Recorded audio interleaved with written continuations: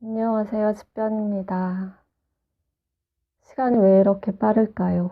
사실 고통을 이 소위 집구석에서 견디는 시간은 정말 가질 않아요. 그래서 하는 친구한테도 시간이 너무 가지 않는다라고 저는 그렇게 많이 얘기를 해왔는데, 지난 1년 동안은 아무 생각을 안 하려고 노력을 했어요. 정말 백지 상태로 그냥 버텨보려고 노력을 했었는데, 그래서 정말 멍하니 창밖만 보고 그렇게 봄, 여름, 가을을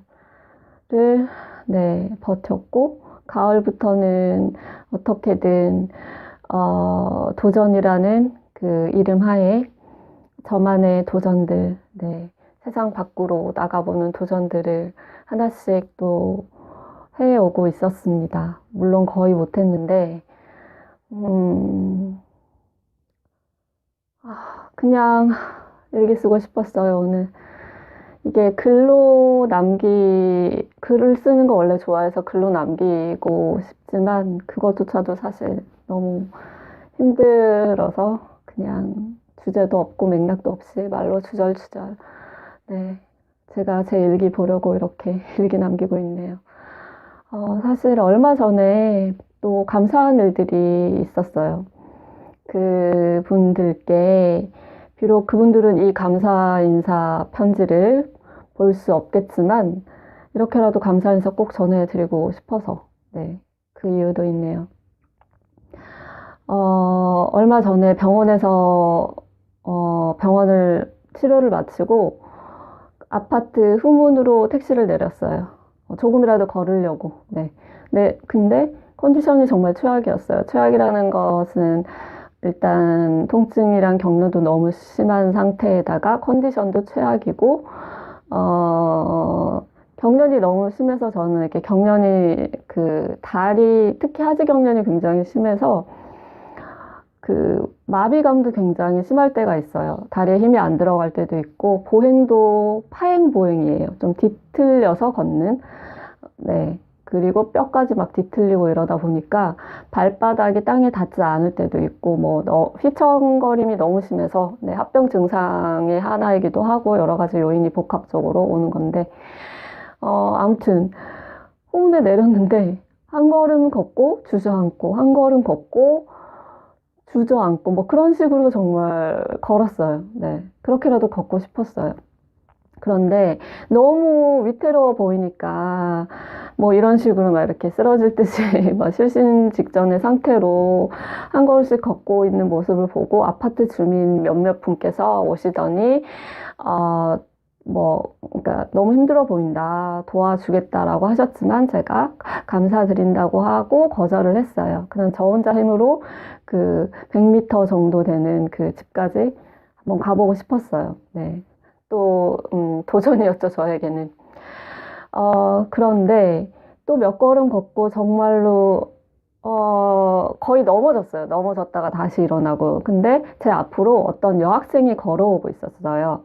근데 그 여학생이, 너무 힘들어 보이시는데 도와드릴까요? 라고 하더라고요. 근데 제가, 너무너무 고마워요 하고, 이제, 학생 얼른 집에 가라고, 그렇게 보냈어요. 그리고 나서 또 너무 힘드니까 이제 뭐 의식도 거의 진짜 뭐 한 10%? 90%는 이미 나간 상태였고 혼미한 상태인 거죠. 그런 상태로 호흡도 너무 힘들어졌고 숨도 너무 찼고 집은 조 앞인데 코앞인데 그래서 그래도 어떻게든 조금 걷고 근데 도저히 너무 힘든 거예요. 그래서 또 주저앉았어요. 그랬더니 그 여학생이 그 모습을 계속 지켜보고 있었던 거예요. 그래서 다시 와서 저에게 이 아파트가 집이신 것 같은데 엘리베이터 입구까지만이라도 제가 부축해서 도와드리겠다고 그렇게 했고 제가 차마 더는 거절을 할 수가 없었고 너무 힘들기도 했었기 때문에 그런데 너무 아기였어요. 네, 어린 학생이었는데 그 친구가 저를 이제 제 팔을 잡고 같이 걸어줬어요. 근데 그 아이의 마음이 너무 예쁘잖아요. 그 마음이 너무 예뻐서 제가 어떻게든 정신줄을 붙잡고 이 아이랑 그 집까지 걸어가는 그 얼마 안 되는 거리였지만 대화를 해보고 싶었어요. 그래서 너무너무 고마운데 중학생이에요? 라고 물어봤죠. 저는 한 중학생쯤 돼 보였어요. 그런데 그 아이가 초등학교 5학년이라고 하더라고요. 네, 네, 키가 컸어요. 근데 그래서 완전 아기죠. 근데 제가 또 애들을 너무 좋아하거든요. 그래서 특히 아픈 아이들은 학교를 가는 것 자체, 그리고 아이들과 뛰어놀고, 그리고 또 너무 마음 아픈 게 공부라는 것 자체가, 책을 보고 공부한다는 것 자체가 꿈이 되어버리는 경우가 굉장히 많아요. 네, 그래서 제가 아프기 전에도 화나들에게 이제 공부도 봐주고 그런 적도 있었지만 기회가 되면 그러고 싶어서 커뮤니티에 또 올려보기도 했었는데 아무튼 이 아이의 도움으로 저는 이제 집 엘리베이터 앞까지 왔어요. 그런데 여기서 제가 하지 말아야 될 행동을 했어요. 뭘까요, 여러분? 이 험난한 세상에서 정말 해서는 안 되는 행동이었어요, 사실. 근데 저는 제 입장에서 그 순간 이 아이의 마음이 너무 예쁘고 이 아이에게 저도 뭔가 도움을 주고 싶은 거예요. 도움을 줄 수 있는 일이 있을 때 도움을 주고 싶었고 선물이라도 주고 싶었어요, 정말. 그래서 번호를 물어봤던 거예요. 해서는 안 될 행동이죠. 그런데 그 아이가 저를 신뢰해서 번호를 또 가르쳐 줬어요. 이름도 가르쳐 주고. 그리고, 보이시나요?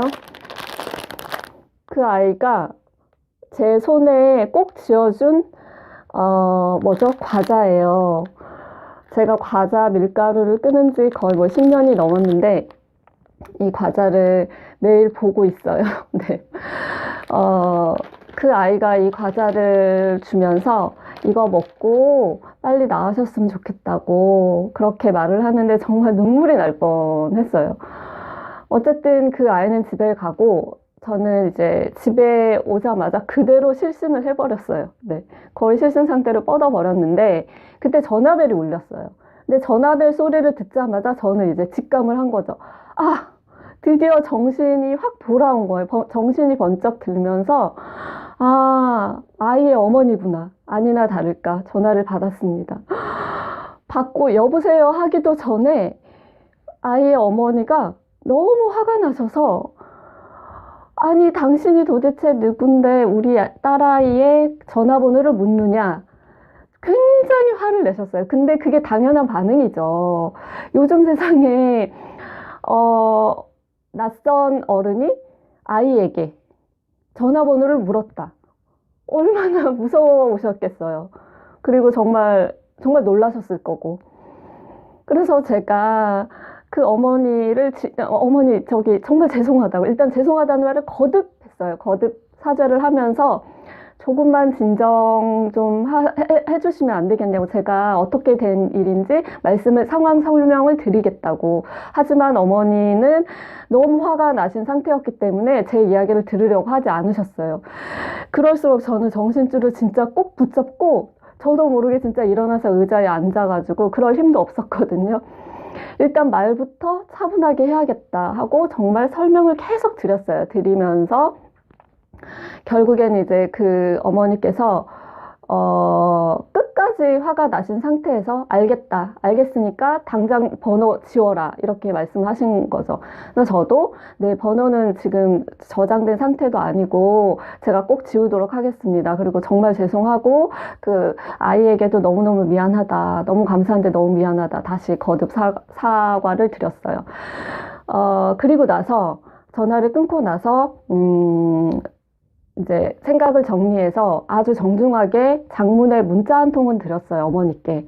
너무 죄송한 마음과 아이에 대한 감사한 마음을 담아서 문자 한 통을 드렸고, 이제 그게 끝이었죠. 그런데 지금까지도 제가 마음에 걸리는 이유는 매일 이 과자를 보면서,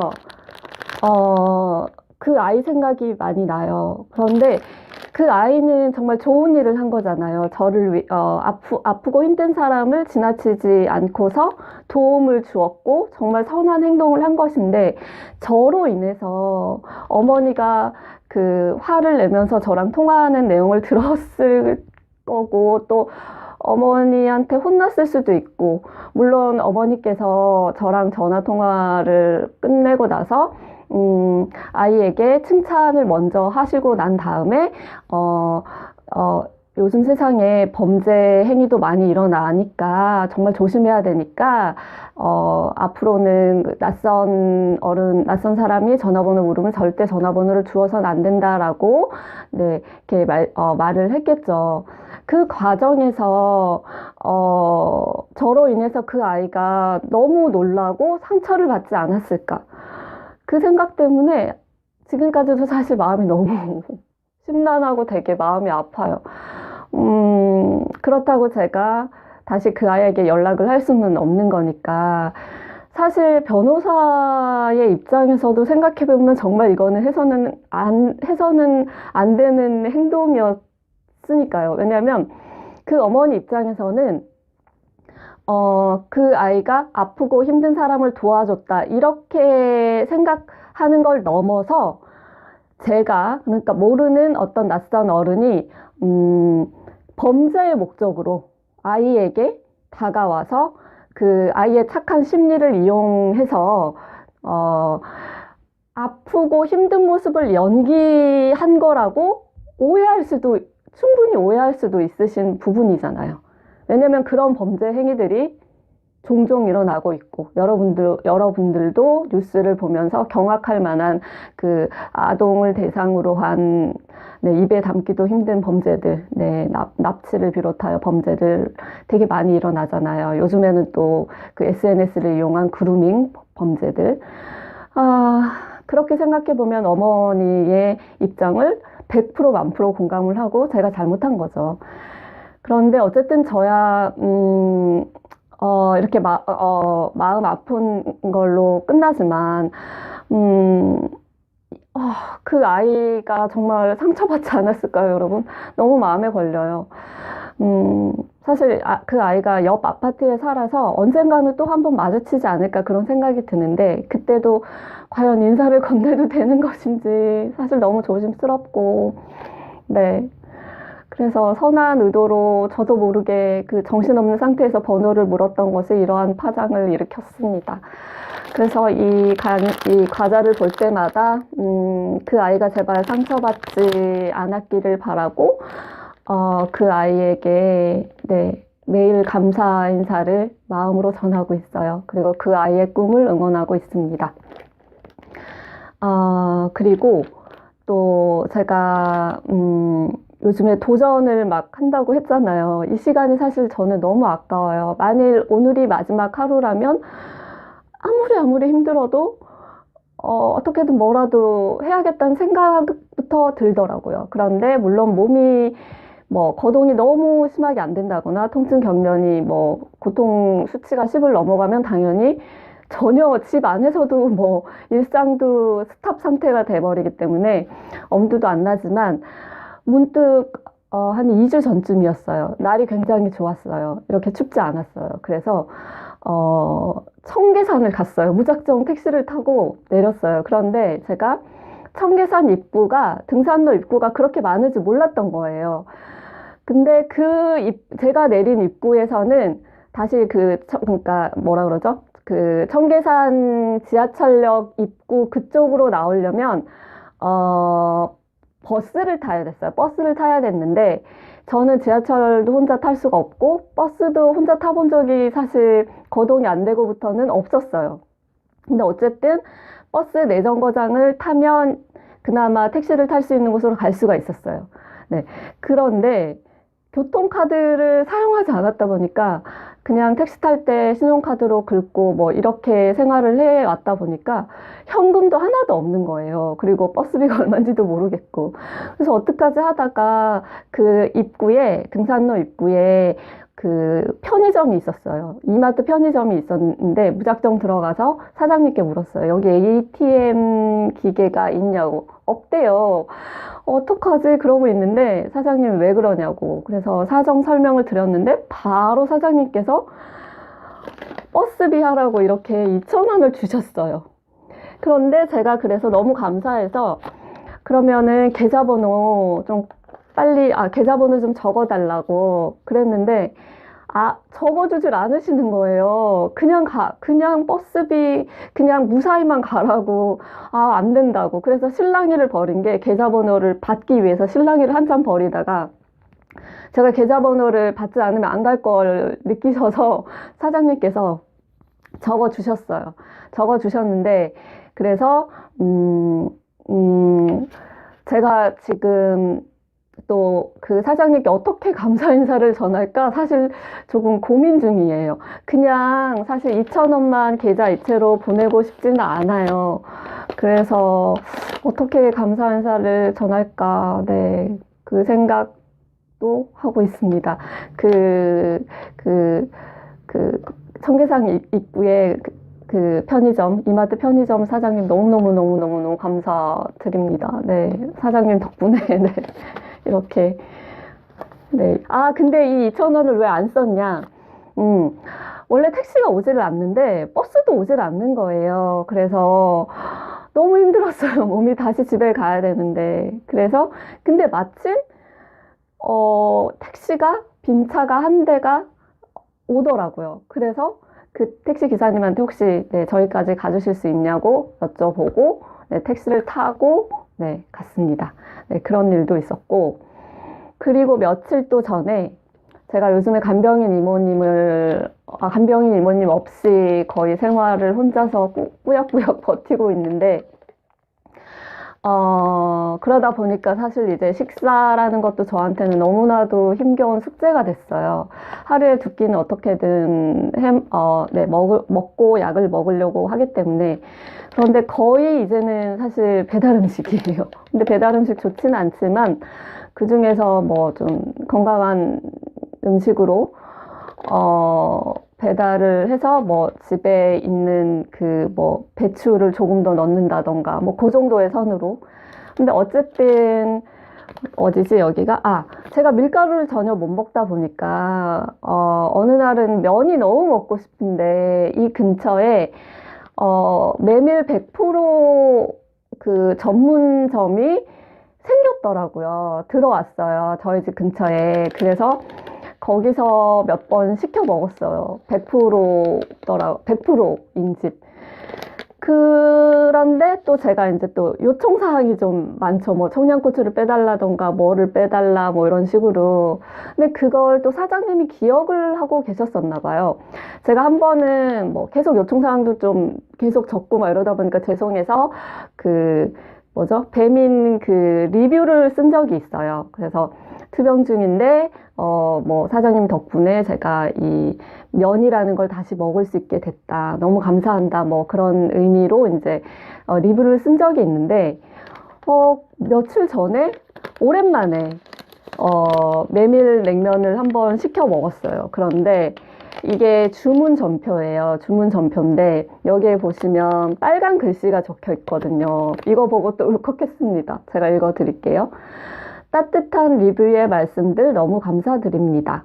하루빨리 쾌차하셔서 좋아하시는 음식들 마음껏 드실 수 있는 날이 빨리 오시길 기도드리겠습니다. 이렇게 적어주셨어요. 근데 이게 벌써 두 번째예요. 그래서 뭐 얼굴도 모르는 이 사장님께도 되게 감사하는 마음을 또 전해드립니다. 제가 또 너무 주절주절했죠. 어느 구독자분께서 주절주절하면 어떻냐, 편집 안 하면 어떻냐, 그러면서 제 이야기를 정말 오래도록 경청해 주시는 분들이 계시다는 사실도 너무 사실 놀랍고, 너무 감사하니까, 네, 그 감사한 말에 기대어서 오늘도 사실 무슨 얘기를 하려고 일기장을 펼친 것도 아니었는데 이렇게 일기장을 보면서 감사 인사를 전했네요. 처음에 말했던 그 아이, 이름까지는 말해도 되니까. 어느 초등학교, 서연 양, 네, 서연이. 너무너무 고마운데, 정말 진짜 저로 인해서 상처받지 않았기를, 네, 그렇게 바라고 있습니다. 언젠가 길거리에서 마주치면, 그때 어머니랑 이렇게 그 서연이랑 같이 계셨으면 좋겠어요. 그러면은, 좀 이렇게 오해도 좀 풀 수 있지 않을까? 감사 인사를 전할 수 있지 않을까라는 소망을 한번 가져봅니다. 네. 그 어머니께도 다시 한번 죄송하고 얼마나 놀라셨을까요? 네, 네. 정신줄 꼭 붙잡아야 되는데 아프다 보니까 이렇게 되네요. 네. 어쨌든 저는 투병 세월 중에 정말 수험 생활을 병행하면서도 수없이 많은 모르는 사람들의 도움들을 길에서도 정말 많이 받았기 때문에 더더욱 그 변호사가 되면 나누는 삶을 살아야 되는 사람인데도 불구하고 지금 뭐 거의 그러지 못하고 있어서 네, 좀 무력하고 슬프네요. 그 점은 좀 슬픕니다.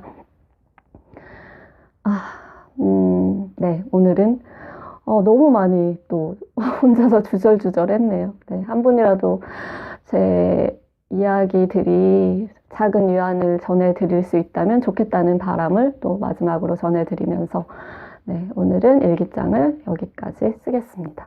여러분 너무 추워지고 있어요. 그죠? 뭐니 해도 뭐니보다 건강. 네, 건강 정말 잘 챙기시고 사고 나지 마세요. 네, 사고라는 게 본인이 또 운전 잘한다고 뭐 나지 않는 건 아니지만 사고 절대 나지 마셨으면 좋겠어요. 그리고 뭐 사고로 인하지 않더라도 뭐 암 하는 분들, 뭐 희귀난疾병 하는 분들 참 많으시잖아요. 네, 많은데 세상 밖으로 나가실 수 없는 분들이 굉장히 많기 때문에 그분들 모두 고통이 하루속히 사라지셨으면 좋겠습니다. 네, 그러면은 여러분, 네. 그리고 저의 버킷리스트 또 하나, 네, 언젠가 혹시라도 올해가 가기 전에 몇몇 분들과의 따뜻한 차 한 잔 마시면서 너무 춥지만 않으면 산책 잠깐 하는 그런 시간도 한번 가져보고 싶어요. 그런데 오실 분이 계실지 모르겠네요. 네, 한번 생각해 보겠습니다. 네, 그러면 주절주절 여기까지 할게요.